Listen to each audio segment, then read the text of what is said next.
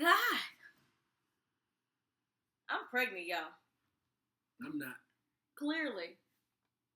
Happy 2-year anniversary to us. And in light of our 2-year anniversary, we have realized that when we think about how we met and started dating and the story behind it, there are 2 sides to the story. So y'all be the judge. You go first. I met Michael on the parking lot of the Omega Center. In an 3900 Goodfellow. In an area that my mom probably would not have liked me to be at by myself so late at night, especially partying. And I knew that. So I was in my Jeep, and I, was dressed to go inside, but I was sitting on the parking lot of the Omega Center, and I was like, I don't think I want to go in. It was like, something was like, nah, you don't need to be in there. So my friend that was with me, she knew Mike, so she saw Mike climbing out the side of his car because his door didn't work, his windows didn't work. This is summertime. He was like climbing out the other side of the car with his friend, then came around the car and said hello. So we spoke to him, and he said he was on his way to buy some chicken. Remember that? You remember that? This is not true. I can't wait to talk about what talk. Really happened. Okay, so this is what really happened. We were at the Omega Center. That part is true. It wasn't late at night. It was like 6 o'clock. It was still daytime outside. It was not 6. It was. It was still daytime. And so I went, me and my friend Femi, we were walking out of the Omega Center. I didn't mean to do that. Ain't no signal. We was walking out the Omega Center and on a voluntary chicken run. I say voluntary because Omega Psi Phi is a non-hazing fraternity. So we went on a voluntary chicken run. I volunteered my services to go get the chicken. All right, boy, come on. And out comes, so on our way out, we saw Brittany and her friend in the Jeep Liberty. So she didn't find out about my car until later.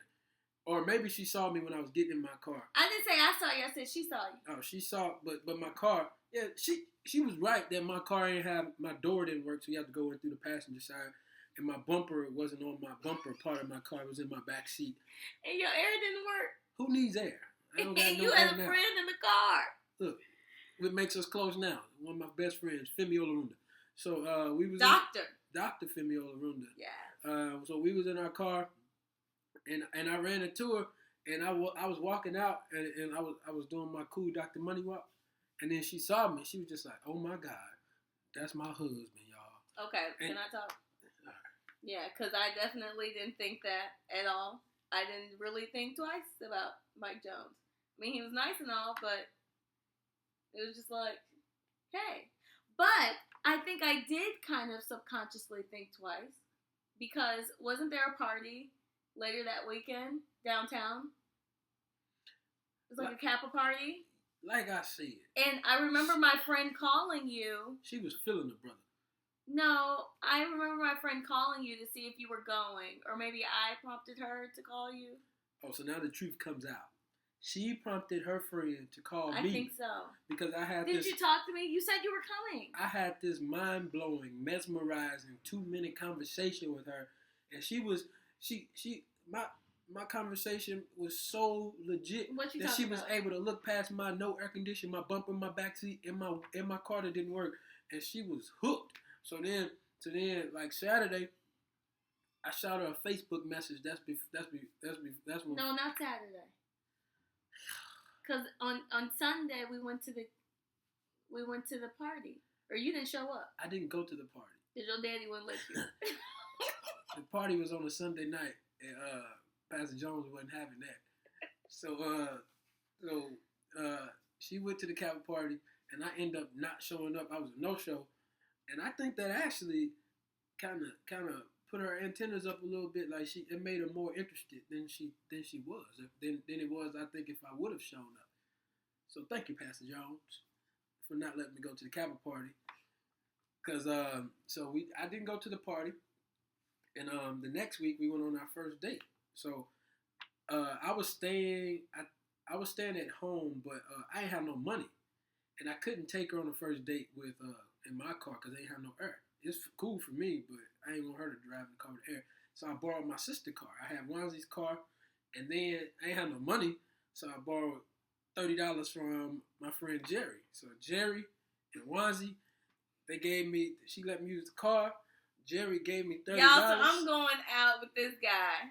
He ain't got no car. He ain't got no money. Yo, people really came through, though. They came through. So we went to the Cardinals game. Remember who we were playing? Somebody black. Their uniforms were black. Oh, okay. Clear that one up. So we went to the Cardinals game. You had on Jordans. Your shoes were black. I had on. Your shoes were black and red. Yes, I did. I had on a red polo with some khaki shorts, and Brittany had on these blue jeans with these brown slip-on shoes, and she had on her glasses. And she was on her phone texting the whole time. Who was that texting? I don't know. Uninterested. She was texting. Then it started to rain, and so I took her out. Tell them about when you picked me up at home. Oh, when I picked her up at home, her mama was outside watering the grass, which was weird because the forecast said it was about to rain, and the sky was clearly black. I'm like, why is this lady outside watering the grass? I didn't know her at the time. So she out there watering the grass, and I drive up, and she won't even acknowledge me. She just watering the grass. So I'm like, hello, ma'am, and she just watering the grass.